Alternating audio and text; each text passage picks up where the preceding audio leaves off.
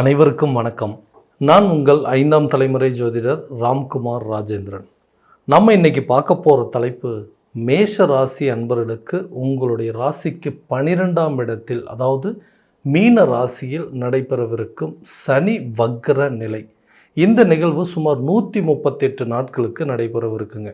அதாவது நவம்பர் 28ஆம் தேதி வரை நடைபெறவிருக்கு.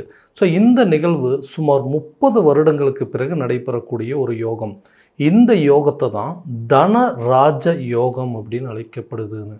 இந்த தனராஜ யோகம் மேஷ ராசி அன்பர்களுக்கு எந்த விதமான அற்புதங்கள் மற்றும் சிறப்புகளை கொடுக்க போகுது அப்படிங்கிறத இந்த காணொளியில் தெளிவாகவும் துல்லியமாகவும் பார்க்கலாங்க.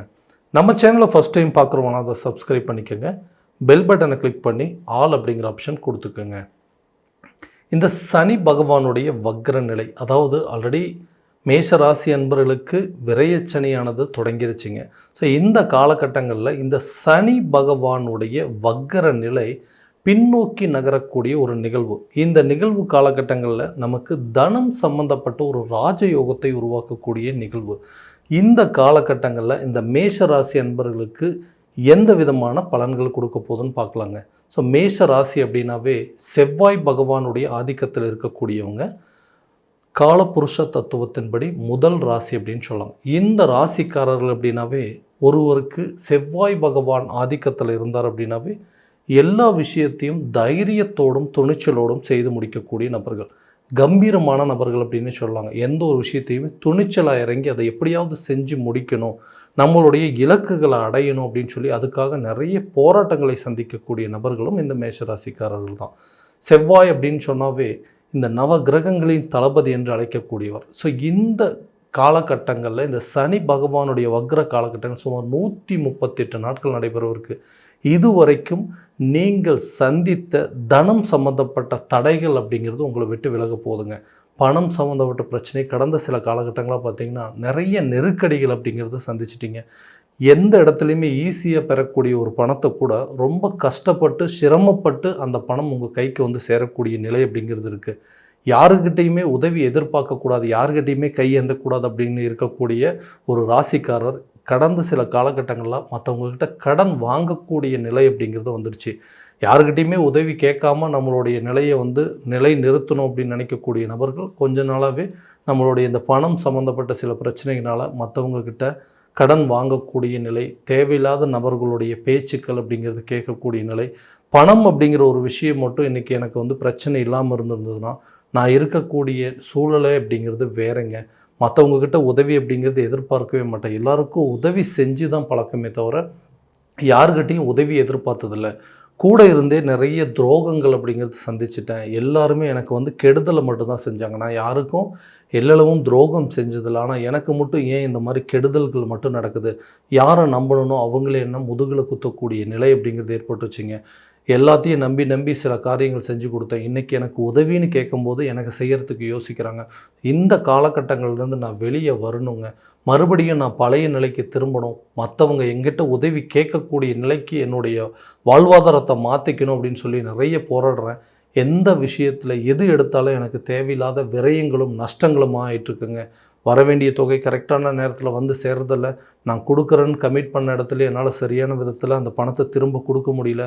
இதனால் அவப்பேர்களும் அவமானங்களையும் சந்திக்கக்கூடிய நிலை. சொந்த பந்தங்கள் மத்தியில் தேவையில்லாத பேருங்க. இவர் எப்போவுமே இப்படி தாங்க, ஏதாவது ஒன்று பண்ணிகிட்டே இருப்பார், ஏதாவது ஒரு கெடுதல்கள், இவரே தேவையில்லாத கெட்டதை பண்ணிக்குவார், இவரோட நிலைக்கு இவர் மட்டும்தான் காரணம்னு சொல்லி மற்றவங்க நம்மளை குறை சொல்கிறக்கூடிய அளவுக்கு நிலை வந்துருச்சு. ஒரு காலத்தில் நல்லா சுறுசுறுப்பாக செயல்பட்டு இருந்தேன், பரவாயில்ல எப்போவுமே சுறுசுறுப்பாக இருக்கார், எந்த வேலையும் டக்குன்னு செய்கிறாருன்னு சொல்லிட்டு இருந்தாங்க. ஆனால் இப்போ கொஞ்ச நாளாக பார்த்திங்கன்னா ரொம்ப டல்லாயிட்டேங்க. உடல் அளவுலையும் மனதளவுலையும் நிறைய பலவீனம் ஆயிடுச்சு. என்னால் முன்ன மாதிரி சிறப்பாக செயல்பட முடியல, வேகமாகவும் சுறுசுறுப்பாகவும் இருக்க முடியல. மனக்கவலைகள், மன கஷ்டங்கள் அப்படிங்கிறது ஜாஸ்தியாக இருக்குது. கடன் சம்மந்தப்பட்ட பிரச்சனைகள் ரொம்ப அதிகமாக இருக்குதுன்னு சொல்லி இந்த மாதிரி பிரச்சனைகளால் இன்றைக்கி என்னால் செயல்பட முடியல அப்படின்னு யோசிக்கக்கூடிய நபர்களுக்கு இந்த தனராஜ யோகம் தனம் சம்மந்தப்பட்ட தடைகளை கண்டிப்பாக அகற்றுங்க. அதே நேரத்தில் இது வரைக்கும் தேவையில்லாத விரயங்களையும் நஷ்டங்களையும் பார்த்துட்டு இருந்த நீங்கள் கண்டிப்பாக பணம் சம்மந்தப்பட்ட விஷயத்தில் கரெக்டான விதத்தில் ஹேண்டில் பண்ணக்கூடிய அளவுக்கு சில சூழல் அப்படிங்கிறது உருவாகும். நீங்கள் எதிர்பார்த்த இடத்துலேருந்து கரெக்டான தொகைகள் அப்படிங்கிறது உங்கள் கைக்கு வந்து சேருங்க. யாரெல்லாம் உங்களை பார்த்து ஏளனமாக பேசுனாங்களோ, உனக்கு சரியாக வேலை இல்லை, ஒரு தொழிலை உருப்படியாக பண்ண முடியல, காலகாலத்துக்கு கல்யாணம் அப்படிங்கிறது ஒன்று பண்ணலை, உன்னோட வாழ்க்கையில் எல்லா பிரச்சனைக்கு நீ தான் காரணம்னு யாரெல்லாம் சொன்னாங்களோ அவங்க முன்னாடி தலை நிமிர்ந்து வாழக்கூடிய ஒரு காலகட்டமாக இருக்க போது. வேலையில் இருக்கக்கூடிய நபர்களுக்கு புதிய வேலை தொடங்குவதற்கான சில வாய்ப்புகள் அப்படிங்கிறது இருக்குங்க. நிறைய வேலைக்கு ட்ரை பண்ணிட்டேன், எனக்கு கரெக்டான டைமில் வந்து ஒரு ஜாப் அப்படிங்கிறது கிடைக்கல, இதனாலேயே மற்றவங்க என்னை வந்து குறை சொல்கிற மாதிரி சூழல் ஏற்பட்டுச்சுன்னு சொல்கிறவங்களுக்கு, புதிய வேலை தேடும் நபர்களுக்கு வேலை சம்மந்தப்பட்ட சில முயற்சிகள் நல்ல ஒரு பலன் அப்படிங்கிறது கொடுக்குங்க. வெளியூரோ அல்லது வெளிநாடு சம்மந்தப்பட்ட முயற்சிகள் கூட இந்த நேரத்தில் கண்டிப்பாக உங்களுக்கு ஒரு நல்ல பலன் அப்படிங்கிறது கொடுக்கும். தொழில் ரீதியாக இருக்கக்கூடிய நபர்களுக்கு இந்த தொழிலை நீ பண்ணலாமா, இது உனக்கு தேவையா, எதுக்கு இந்த மாதிரி பிஸ்னஸ்லாம் பண்ணுறேன்னு சொல்லி மற்றவங்க நம்மளை வந்து டீமோட்டிவேட் பண்ணுற அளவுக்கு சில சூழ்நிலைகள், இதெல்லாம் உனக்கு செட் ஆகாதுன்னு சொல்லி எல்லாருமே நம்மளை குறை சொல்லிகிட்டு இருந்தாங்க. இவங்களுக்காகவே நம்மளால் சில காரியங்களை செய்ய முடியாமல் இருந்தது. ஏன்னா இதை பண்ணோம்னா திடீர்னு அவங்க சொல்கிற மாதிரி நமக்கு நஷ்டம் ஏற்பட்டுருமோ, இதில் நம்ம ஃபெயிலியர் ஆயிருமோ அப்படின்னு சொல்லி நிறைய பயத்துலேயும் பதட்டத்துலேயும் அந்த காரியத்தை செய்யாமல் இருந்து நிற்பீங்க. கட்டாயமாக அதை துணிஞ்சு இறங்கி செய்யக்கூடிய ஒரு காலகட்டம். புதிய தொழிலை தொடங்குவதற்கான யோகங்கள் அப்படிங்கிறது நீங்கள் ரொம்ப நாளாக மைண்டில் ஃபிக்ஸ் பண்ணி வச்சுருப்பீங்க. இந்த பிஸ்னஸ் பண்ணணும் அப்படின்னு நினைக்கிறேங்க, இதில் கட்டாயமாக என்னால் சக்ஸஸ் பண்ண முடியும் அப்படின்னு யோசிச்சிருப்பீங்க. அந்த ஒரு அமைப்பு அப்படிங்கிறது உங்களுக்கு உருவாகும். உங்ககிட்ட வேலை செய்கிறவங்க அவங்களுடைய நிலை நல்ல நிலையில் இருக்குங்க, அவங்களுக்கு நான் சம்பளம் கொடுக்குறேன், ஆனால் அவங்க இருக்கக்கூடிய நிம்மதியான வாழ்க்கையை கூட என்னால் வாழ முடியல, எனக்கு கீழே வேலை செய்கிறவங்க இருக்கக்கூடிய சந்தோஷம் கூட எனக்கு இன்றைக்கி இல்லை, நான் ஒரு சம்பளத்தை கொடுக்கக்கூடிய நிலையில் இருக்கேன். இந்த மாதிரி ஒரு சூழ்நிலைகள் எவ்வளோ பணம் சம்பாதிச்சாலும் என் கையில் நிற்க மாட்டேங்குதுங்க, தொழிலில் பெரிய லாபம் இல்லை, எதை எடுத்தாலும் விரயங்களையும் நஷ்டங்களையும் மாறிட்டுருக்குன்னு சொல்கிறவங்களுக்கு இந்த காலகட்டங்களில் சில முயற்சிகள் எடுக்கும்போது உங்கள் தொழில் ரீதியாக அடுத்த லெவலுக்கு நீங்கள் மூவ் பண்ணுறதுக்கு சில பாசிட்டிவான வேஸ் அப்படிங்கிறது கண்டிப்பாக உங்களுக்கு இருக்க போதுங்க. ரொம்ப நாளாக வந்து இந்த திருமணம் அப்படிங்கிறது ஒரு தடையாகவே இருக்குங்க. பொண்ணு கொடுக்குறவங்க எல்லாமே சரி அப்படின்னு சொல்கிறாங்க, ஏதோ ஒரு சூழ்நிலையில் திடீர்னு அதை வந்து தடுத்து நிறுத்திடுறாங்க. அந்த திருமணம் அப்படிங்கிற யோகமே எனக்கு வரமாட்டேங்குது. நிறைய அலைன்ஸ் பார்த்துட்டேங்க, நிறைய வந்து பொண்ணு போய் பார்த்தாச்சு, நிறைய மாப்பிள்ளை பார்த்தாச்சுங்க, ஆனால் எல்லாமே கை கெட்டினது வாய் கெட்டாத மாதிரி எல்லாம் கடைசி நேரத்தில் வந்து தடையாயிட்டே இருக்குது. ஸோ அந்த திருமணம் நான் ஆசைப்பட்ட வாழ்க்கை அப்படிங்கிறது தான் எனக்கு வந்து சரியான விதத்தில் அமையலையே தவிர, அட்லீஸ்ட் அதுவாக வரக்கூடிய வாழ்க்கையை நான் வந்து கரெக்டான விதத்தில் அமைச்சிக்கலாம்னு நினச்சா அதுக்கும் சில தடைகள் வந்துட்டுருக்கு. ஸோ இந்த திருமண பாக்கியம் கூடிய விரைவில் உங்களுக்கு கை கூடக்கூடிய ஒரு காலகட்டமாக இருக்க போதுங்க. அதே நேரத்தில் நீண்ட நாட்களாக குழந்தை பாக்கியம் இல்லாத தம்பதியினருக்கு குழந்தை பாக்கியம் ஏற்படுவதற்கான சில சூழல் அப்படிங்கிறது இருக்குங்க. மருத்துவ ரீதியாக நிறைய முயற்சிகள் பண்ணோம், அது எந்த விதத்துலையும் வெற்றி அடையலைன்னு சொல்கிறவங்களுக்கு கூட இந்த காலகட்டங்களில் அதுக்கு உண்டான சில நல்ல பலன்கள் அப்படிங்கிறது உங்களுக்கு கூடிய சீக்கிரத்தில் வந்து சேரும். கணவன் மனைவிக்கிடையே இருக்கக்கூடிய வேற்றுமைகள் அப்படிங்கிறது தீருங்க.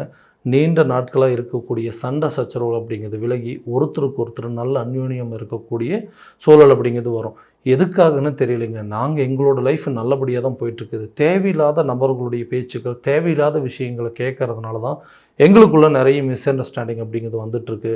எங்கள் பிரச்சனையை நாங்கள் 2 பேர் பேசணும், அது தீர்ந்துடும், ஆனால் அதுக்கு உண்டான நிலைகள் அப்படிங்கிறது இல்லை. இதனால் யாரையுமே சரியாக கவனிக்க முடியல. எங்கள் குடும்பத்திலேருந்து இந்த பிரச்சனை வந்துட்டுருக்கா, இல்லை இந்த மனைவியோட சைட்லேருந்து குடும்பத்தில் பிரச்சனை வருதான்னு தெரியாமையே யாரோ சொல்கிற விஷயத்தை கேட்டு கேட்டு எங்களுக்குள்ளேயே நிறைய பிரச்சனைகள் உருவாயிட்ருக்கு. சொந்த பந்தங்கள் மத்தியில் அவங்க தேவையில்லாத சில கருத்துக்கள் மூலமாக தான் எங்களுக்குள்ளே வந்து ஒரு மிஸ் அண்டர்ஸ்டாண்டிங் இருக்குது அப்படின்னு சொல்கிறவங்களுக்கு இந்த பிரச்சனைகள் தீரக்கூடிய ஒரு காலகட்டமாக இருக்க போது கணவன் மனைவிக்கிடையே நல்ல ஒரு ஒற்றுமை அப்படிங்கிறது ஏற்படுங்க. நீண்ட நாட்களாக இந்த வீட்டு வேலை அப்படிங்கிறது ஒரு பெரிய பிரச்சனையாக இருக்குது. ஏன்னா கரெக்டான நேரத்தில் அந்த தொகைகள் எங்கள் கைக்கு வந்து சேராததுனால எங்களால் அது முழுமையாக வீட்டு கட்டி முடிக்க முடியல. வரக்கூடிய பணம் ஏதாவது ஒரு விதத்தில் தேவையில்லாமல் செலவுகளாகிடுதுங்க, வீணாக விரயமாகுது, நஷ்டமாகுது. அந்த தொகைகள் இருந்திருந்தால் நேரம் எங்கள் வீட்டு வேலை எப்போவோ முடிஞ்சிருக்கும். பணம் வர வேண்டிய இடத்துல கரெக்டான நேரத்தில் வரமாட்டேங்குதுங்க. அப்படியும் வந்தாலும் அந்த பணம் எங்கள் கையில் நிற்க மாட்டேங்குது. ஹாஸ்பிட்டல் செலவாயிடுது, இல்லை தேவையில்லாத விரைய செலவுகளாக மாறிடுது, இல்லை கொடுக்குறேங்க அப்படின்னு சொல்லி எங்ககிட்ட வாங்கினவங்களும் கரெக்டான நேரத்தில் எங்ககிட்ட கொடுக்க மாட்டேங்கிறாங்க. பேங்க் லோன் ப்ராசஸும் சரியான விதத்தில் அமைய மாட்டேங்குதுன்னு சொல்கிறவங்களுக்கு இந்த தனராஜ யோக காலகட்டங்களில் பணம் சம்மந்தப்பட்ட நெருக்கடிகள் கொஞ்சம் கொஞ்சமாக குறையும். கேட்ட இடத்துல உங்களுக்கு கரெக்டான நேரத்தில் உதவிகள் கிடைக்குங்க. வங்கி சம்மந்தப்பட்ட சில லோனாக இருக்கட்டுங்க, உங்களுக்கு கிடைக்க வேண்டிய தொகைகளாக இருக்கட்டும், கரெக்டான நேரத்தில் உங்கள் கைக்கு வந்து ரீச் ஆகுங்க. எதிர்பாராத இடத்துல இருந்து கூட சில உதவிகள் அப்படிங்கிறது உங்களுக்கு கண்டிப்பாக கிடைக்கும். ஸோ உங்கள் வீட்டு வேலையை கண்டிப்பாக கட்டி முடிப்பீங்க. அதே நேரத்தில் வண்டி வாகனங்கள் வாங்குவதற்கான யோகம் அப்படிங்கிறது இருக்குது. குழந்தைகளுடைய கல்வியில் நல்ல ஒரு முன்னேற்றம் இருக்கும். கல்வி சம்மந்தப்பட்ட சில விரயங்கள் அப்படிங்கிறது இருக்க போதுங்க. ஆரோக்கியத்தில் கண்டிப்பாக கவனம் செலுத்தணும். தேவையில்லாத மருத்துவ செலவுகள், வீண் விரயங்கள் அப்படிங்கிறது ஆகும். ஸோ உடல் ரீதியாக இருக்கக்கூடிய பிரச்சனைகளை அப்பப்போவே சரி பண்ணிக்கிட்டீங்க அப்படின்னா பெரிய அளவில் பாதிப்பு இருக்காது. ஸோ ஆரோக்கியத்தில் கொஞ்சம் கவனம் செலுத்துங்க. தேவையற்ற உணவு பழக்க வழக்கங்கள் அப்படிங்கிறத தவிர்த்திங்க அப்படின்னாவே ஆரோக்கியத்தில் எந்த குறைபாடுகளும் இருக்காதுங்க. நிறைய விஷயங்கள் இந்த பெண்களுக்கு தேவையில்லாத சில டென்ஷன் வரக்கூடிய ஒரு காலகட்டமாக இருக்க போதுங்க. ஏன்னா எல்லா பணமும் வந்து கைக்கு வருதுங்க. அந்த பணம் எதுவுமே எங்கள் கையில் நிற்க மாட்டேங்குது. என்னை நம்பி சில தொகைகள் எங்கள் கணவர் கொடுக்குறாரு, கணவர் நம்பி சில தொகைகள் மனைவிக்கு கொடுக்குறாங்க அப்படின்னா அந்த பணம் எங்கள் கையில் கரெக்டாக எடுத்து வச்சு அதுக்குண்டான சில செலவினங்கள் பண்ண முடியாமல் இருக்குது. ஸோ பண தட்டுப்பாடுகள் அப்படிங்கிறது நீங்கும். கடன் சம்பந்தப்பட்ட பிரச்சனைகள் படிப்படியாக குறையுங்க. ஸோ இது வரைக்கும் நம்ம பார்த்ததெல்லாம் கோச்சார ரீதியான பலன்கள் மட்டும்தாங்க.